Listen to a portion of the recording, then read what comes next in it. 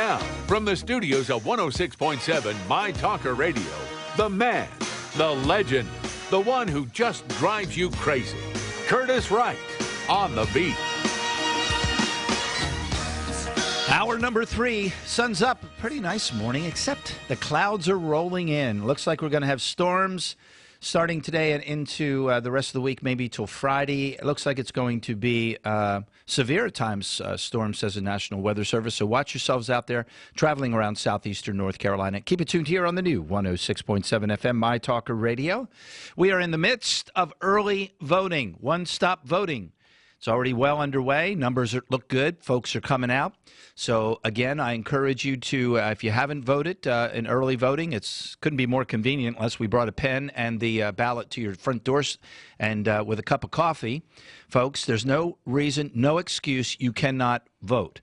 I did last Thursday at about 9:30 in the morning, so my name is on the dotted line. We need you on the dotted line as well. If you don't know about the candidates, go to our website, WMYT1067FM.com, and click on our live stream link, and that'll take you to my virtual channel, and you can watch interviews of the candidates that have come in. And by the way, I just want to make another programming note.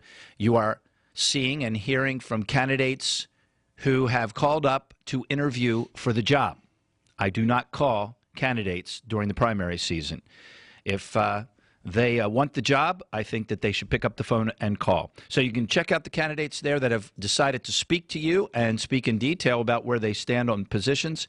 And our next guest is no different. He reminds us that he is a veteran, a leader, and a conservative that's ready to face the challenges ahead for a better New Hanover County.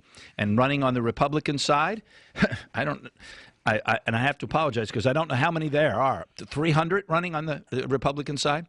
For County Commission, Hank Thomas is with us. Good morning, sir. Good morning, Curtis. How are you doing? I am doing great. So what's it like out there? Let's start with what are you hearing from the folks out there? Because as with me at 9:30 last Thursday, you were there at the Government Center in New Hanover County and greeting folks and reaching out to them. What are you hearing back from folks? What is, when you engage them, what is their major concerns that they're voicing to you? Well, the biggest thing, and I haven't heard this much from some of the other candidates, because we also talk among ourselves. But the residents are telling me is they don't feel like when they hear a county commissioner speak, or they look, they're looking at New Hanover County TV and they're watching those board meetings. They don't feel like they're represented up there. They seem that they want some change, and they don't see those candidates being concerned about the average resident here in New Hanover County. Matter of fact, now what are they concerned about? Well, can you give me a little bit more detail? Okay, well, I've heard a statement from them. It feels like when they look at those candidates, almost it looks like they're looking at a gated community up there. So that says a lot to me. But they're concerned about taxes and the economy and jobs. Mm-hmm. That they want to make sure as we're about to possibly vote on the new school bond and the way we're spending some of our money. And I talked to them. Some of this may be as I'm engaging them that they come back. $189 million. Is it that much now, or is it over 200? I think it's dwindled down to that now. Okay. Of course, it started out with here are all our needs. And now we're going to dwindle it down to this. Mm-hmm. But, I've been around budgets a long time, and I know you have. It's all your wants in reality. And then you start dwindling it down. But I have looked at that bond, and, and I made a public statement at a very first forum that I was for a school bond. And I'm for a school bond because we have to grow our schools based, as our population grows. But as I've got the information from the superintendent, I'm not actually for this school bond now. Mm-hmm.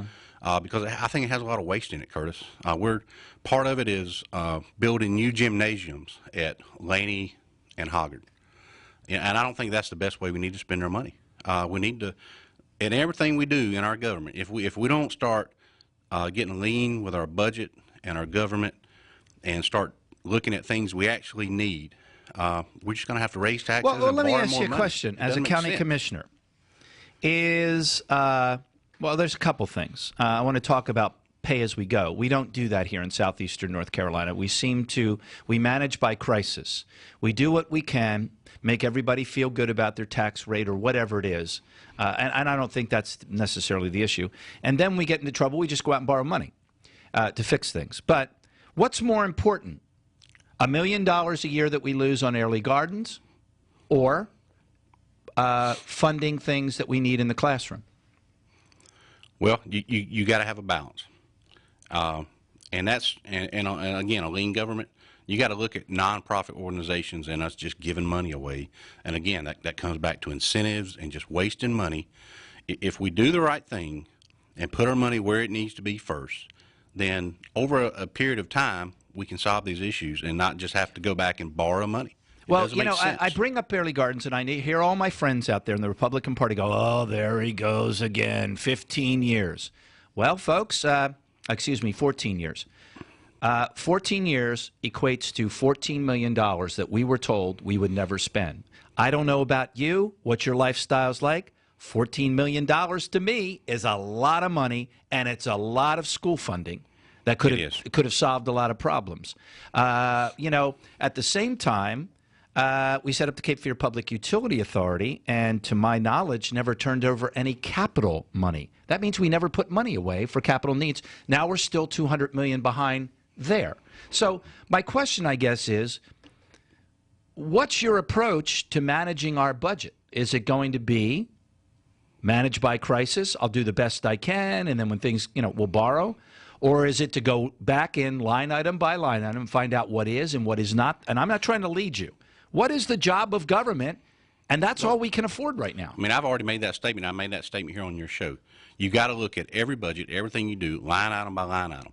You know, and that Cape Fear Public Utility Authority, I'm sure if you've done some research, you've seen that I'm probably the only candidate out here that's beating those guys up because they have very poor management and they're just wasting our money. You know, they go out here and they buy all new vehicles and equipment, you know, and that goes on their balance sheet as you know, a capital expense. Capital expense, and also as an asset, their equipment and assets. So now that means that makes their bottom line look better, and they can borrow money cheaper instead of actually taking that money, instead of buying all new stuff and fixing our problem. It's just poor management. Mm-hmm. So you can't have that. And you gotta go line by line by the budget, and you got to look. Every department's got to look at their management. They got to be doing the right thing. I've asked your challengers this. I said, you know, what's, you know, I know I'm probably not doing a great job of asking you to really be specific because, see, I've been here now 20 years. For a good 18 to 17 years, and I'm sorry my Republicans don't like me for saying this, I've been waiting for the windfall. The same with the city of Wilmington. I'm a resident of the city of Wilmington most of the time I've lived here. I'm waiting for... The convention center is going to bring us millions of dollars. Early Garden's going to be self-supportive. The Cape Fear Public Utility Authority is going to solve all these problems. I mean, I'm like, when does the windfall finally hit us? The schools. We're going to buy all these properties. We're going to build these buildings a certain way. We're going to share facilities at parks, and we're going to have all these windfalls and savings. When does it finally hit us? Because I've been here 18 years in politics, and let me tell you, there ain't no windfall. It's always the next bond, the next bond, the next bond. Well, let me tell you, it's about integrity and personal courage, Curtis. You know, that's not only a problem that we have in local government, but our national government also. You know, when those politicians, once they get elected, it's like, oh, I'm just going to step in line here with the party. So if you're elected, Hank, they're going to come to you and say you do not understand how valuable to this community Early Gardens is. You have no idea how valuable it is to keep all those people on staff. You don't. We have our own TV station. We have a TV station and a radio station. Well, hell, then let's shut down the private sector. We don't need people like me, right? I mean, this is craziness in the sense of the influence on you is going to be, Hank, you don't understand how things work. What is going to be your response? Well, here's the deal. If you don't sell advertisements and you can't pay your budget here, what happens? We're out of business. Exactly. So, you know, there's no reason that can't be the same way. I'd hate to see it, but, you know, if they need to raise their rates for people that come in to visit, to make the money to cover their expenses, that's what they need to do. Let's come back. We're here with Hank Thomas. He's going to he's got a few things he wants to share with you that he brought with him, as well as continuing to discuss what if.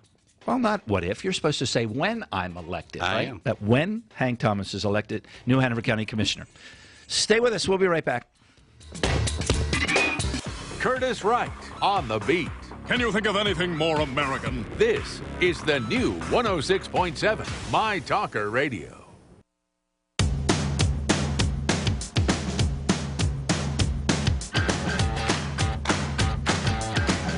We're back live on the beat, 8:20 in the morning.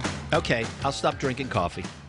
I'll calm down. Hank Thomas is with us, Republican candidate for New Hanover County Commissioner. See, I just, it frustrates me, and I have to be honest, Hank, that over the last 4 or 5 years, I've backed off local issues because, you know, it's just the definition of insanity. We put the same people in and do the same things and end up in the same position.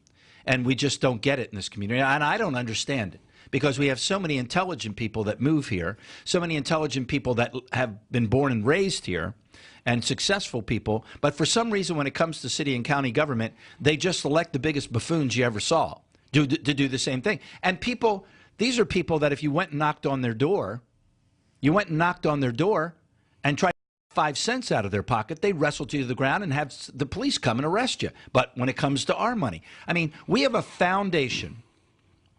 We have a foundation after we've spent another $14 million on Airlie Gardens we were never supposed to spend, a promise broken.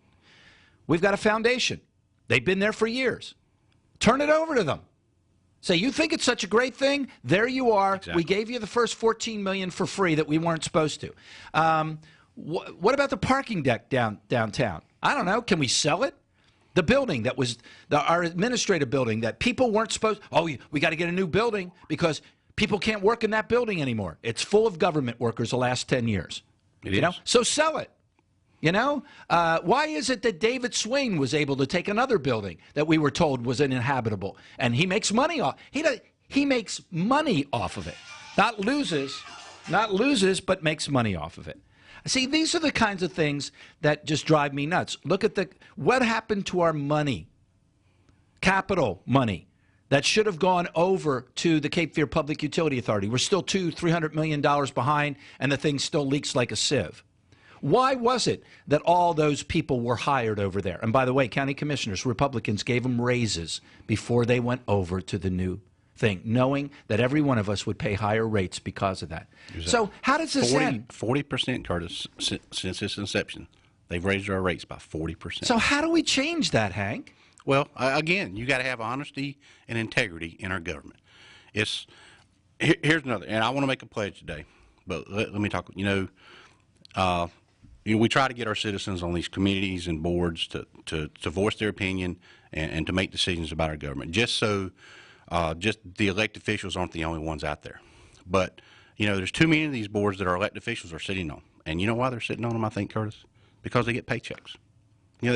Why does a county commissioner that already gets a paycheck from the county sit on the Cape Fear Public Utility Board and gets a paycheck from them or some of these other boards? I'll make a pledge today. When I'm elected, any of these additional boards that I sit on, I will not take any pay from those boards. And I challenge any of the current elected officials or future elected officials to do the same thing. Well, there's another issue, and I know that folks who are running for office don't like to talk about it.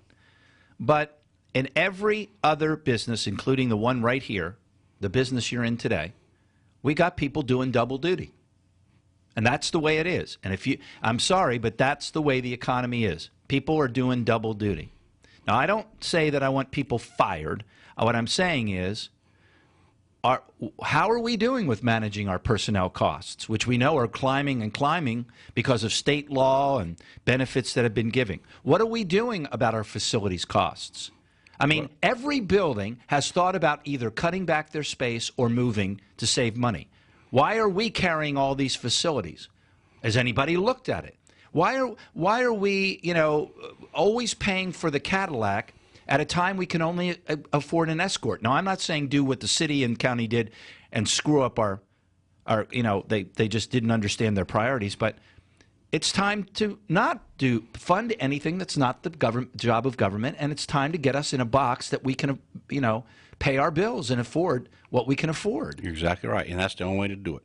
Just look at the ways. Look at Wave Transit riding around those big buses with 3 to 4 people on them. Why don't we sell those big buses? I've driven past that facility vehicles? 4 times, and I know that they're going to ask the county for money. I think the county turned it down. No, the county gave them money already. They gave money. I drove past the new Taj Mahal, and by the way, it's 6 blocks off the main drag. So who that needs to get a bus can walk 6 or 7 or 8 blocks back into the woods? This Taj Mahal, I am telling you, I've driven past that 6 times in the last 5 months, and I've seen 2 people there. That don't surprise me. I'll tell you, every time I ride by one of those big buses right past me, I look, and the most I've ever counted is 4 people. But again, this is like we have a parking deck downtown that was approved 6 months before we moved for county employees. What the hell's that all about? We have all these things that I just never hear. Why do we have a TV station and a full staff that no other, by the way, in the private sector can afford because of the market forces on us in this broadcast industry? We've got all these high-priced people, all this big department, all this equipment. Why didn't we just make a deal with UNCW, which we already fund, or the school district, which we already fund, get some interns from Cape Fear, which we already fund? Why is it we have to have our own? Simply put, just let me ask you one question. Are supposedly fiscal conservatives that we elected, are they actually conservative? When you look at the way they spend money and not do things to cut back this waste, are they really conservative? But see, they're going to come to you, Hank. I've been there for 20 years. Hank, you don't understand how it works. That's okay. I'm telling you, it takes honesty, integrity, and personal courage. You do know I'm telling you. that both the city of Wilmington and New Hanover County isn't about county government. They're employment agencies. You're right. In a rural area, so-called rural area. And that's how these guys view it. Charlie Rivenbark storming out of my studio because I asked him, do we have too many people? Have you looked at it? Well, he thought I set him up before an election. I set him up so he could lose votes. No, Charlie, that's your job. I mean, what's the number one cost I have in my business? Personnel. It's personnel. Everybody deals with that. So I know you wanted to talk about this too. That you believe at the basis of how you'll serve is how you served, right? Exactly. As a veteran. So talk to us about that. Well, I want to read, this is the Soldier's Creed, and every soldier lives their life after they're in the Army by this creed, and our Army, we have 7 core Army values.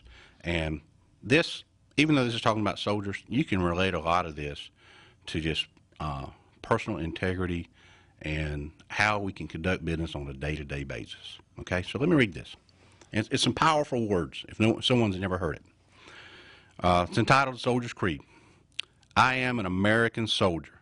I am a warrior and a member of a team. I serve the people of the United States and live the Army values. I will always place the mission first. I will never accept defeat. I will never quit. I will never leave a fallen comrade. I am disciplined, physically and mentally tough, trained and proficient in my warrior tasks and drills. I will always maintain my arms, my equipment, and myself. I am an expert and a professional. I stand ready to deploy, engage, and destroy the enemies of the United States of America in close combat. I am a guardian of freedom and the American way of life. I am an American soldier. That starts out, Curtis, with I'm an American soldier and ends an American soldier. Those are powerful words. Well, I've spoken to a number of you veterans, and I hope you can stay for a few extra minutes because I want to let you wrap up why you are the best candidate. I've spoken to them, and I can't believe, like in the 7th Congressional District race for Congress, we have Mr. Andrade. And, there are people out there in the political game, these politicos that make fun of him. Who's he? What's his back? This man rose to the highest level of an enlisted soldier. He's had hundreds under his command. He's been in charge of operations, which means management, right? Exactly. He's done it for over 29 years with an absolute highest level of achievement and success.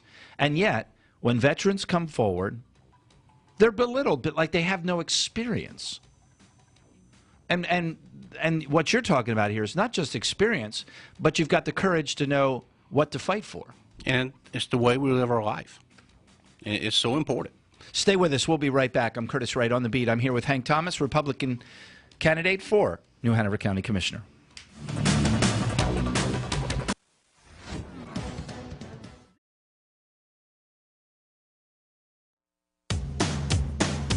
He's back, live from the studios of 106.7 My Talker Radio. It's Curtis Wright on the beat.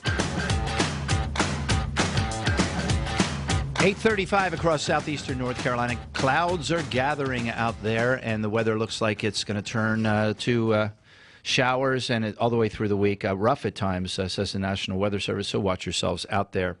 He's been out at early voting, and he's been very active in early voting, being out there talking to folks. And I'm saying that about Hank because other candidates are out there as well. And, folks, if you don't want to vote for someone you don't know about, well, then go to early voting, the location, especially at the government center. You can meet them, and you can ask for their literature. Then you can go home and study. There's no reason you shouldn't be voting. And there's no reason you shouldn't be informed on the candidates. You can ask your friends. And I also encourage the conservatives and the Republicans out there that constantly complain that Democrats have vans and buses and they make phone calls. Well, guess what? You can make phone calls. You can take your friends to vote. You can go and maybe do a carpool. You can do that as well. Everything comes down. This primary is where it all starts, Hank. I'm telling folks, this is what it's about. Because this is when we have a true choice. Come November, we don't have a choice. And people just need to understand how important this is. And I know the numbers are up for early voting, and I'm glad. You know, I want to ask you about incentives. A new report out by the Legislative Fiscal Research Division that was requested and commissioned by our House Representative Rick Catlin, who's now the target by Republicans, he's the bad guy, shows that even if you use the failed model, and it's been admitted that there are factual problems, I mean real facts, the basis of the report that the doctor did from NC State, the professor, is flawed, that we'll lose over $30 million a year. In fact, if we actually do it by the facts, the research group said it could be way higher, 50, 60, 70 million dollars a year. So I don't get the support for incentives. Where do you stand on that? You can state your position again, but I don't understand when a report comes out and says to you that 2 plus 2 does not equal 10, or this is going to damage you, don't do it, or it's time now to let it sunset. It's been a number of years. Let this industry. I don't understand how your challengers can support these incentives. Because if I took the title away and I said XYZ project, you're going to lose millions of dollars, people would go, well, I'm not voting for that. I'm a conservative. You're exactly right. You know, and like we were talking off air, 3 of us, and I'll mention their names because I'm not afraid to do that, 3 of us in our last forum said we were against incentives. Myself, Derek Hickey, and John Schmukes. And we made it very clear. You know, it's why we want to pick winners and losers that our money's going to go to. It just really, I don't understand it. Why can we not have, instead of using the word incentive and having a program like that, why can't we just have a plan that every business, if they qualify for, then they get some kind of discount or not a paycheck like we're giving to the film industry. Do you know who the leading advocate for this is in southeastern North Carolina? I don't. Conservative Ted Davis, or so-called conservative Ted Davis. This is the reason I'm bringing this up is this is what you're going to be confronted with. Ted Davis, champion of taxpayers. I'm telling you, if you knocked on his door and tried to get a nickel out of his pocket, he'd call the sheriff's department. But when it came to Airlie Gardens, no problem. Millions of dollars. So this is what you're going to be, this is how these things are going to be presented to you. That special interests in this group are going to say, but you don't understand, you've got to do this. You've got to do this. You've got to do that. You've got to do this. How are you going to deal with that when you become a county commissioner? What's going to be your stance?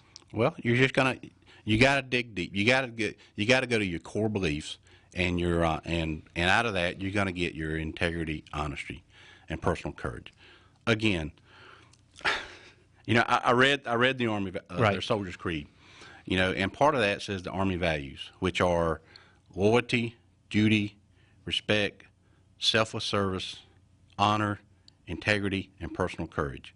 Soldiers across this nation live by that on a daily basis. And if you don't have that, you know, it's so easy to just step in line with everyone else when you have a situation come up where, you know, you're going to be asked to do the right thing, or you need to get in line with us. You know, I met a great man many years ago. He was Command Sergeant Major Billy Spencer. You know, and he taught me something very important.